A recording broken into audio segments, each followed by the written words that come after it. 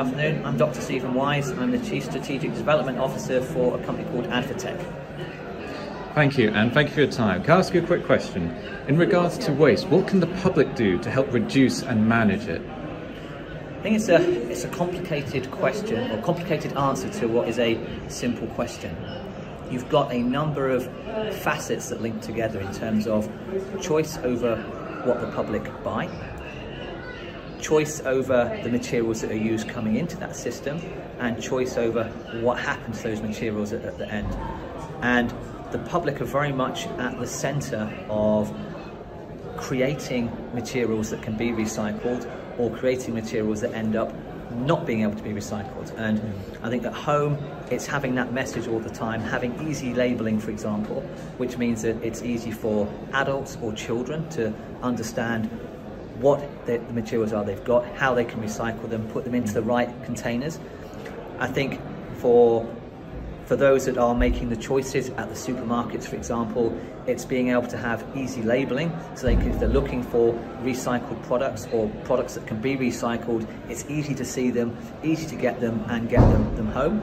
And then at the other end, it's having consistency in terms of what's collected, the bins that we have. If you go to different local authorities, you're likely to have a completely different collection system with completely different materials and not always with good information in terms of what can go into them. So I think it's making those as consistent and as simple as possible. And I think there's the other aspect to remember is that it's not just at home.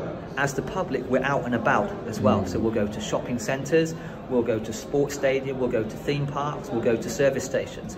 And it's being able to, again, if we're going to have segregation of materials at those locations, having it in a way that makes it easy to do. We still currently send approximately 5 million tonnes of waste from the industrial and commercial sector, which is like us going out to places to like a shopping centre, still goes to landfill.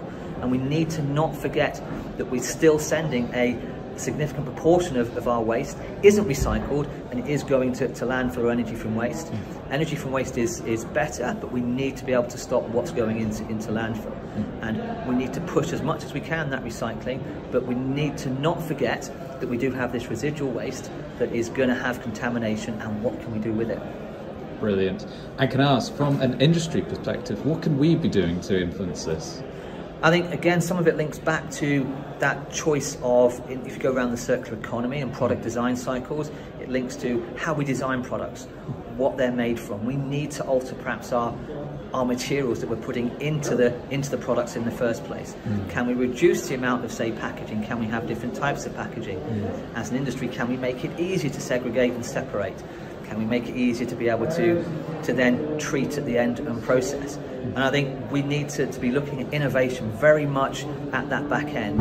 What can we do with these materials? If we separate it, how can we then increase the value for those? And traditionally, we've seen it go from landfill into energy from waste. Now we're seeing a proliferation, things like food waste going from composting into anaerobic digestion. We're seeing gasification come with all the challenges around that. Things also like turning plastics back into fuel, so low-grade plastics. We need this innovation to come into place. And I think it's not just on the recyclate streams, we need to then be innovative on that remaining waste as well.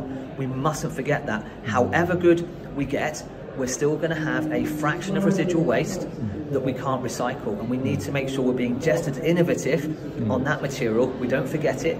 We try and extract as much value from that and reduce carbon emissions and have a positive impact with that material as well. So it's a real balance that, as an industry, we need to encourage as much as we can all the way through the product life cycle, but then at the same time we mustn't forget that residual waste. We must really be innovative and see what can we do with this, because it's going to be a long time before we don't have a residual waste that we can just easily recycle. We must be looking at how can we do something better, how can we do something much more positive with this residual fraction.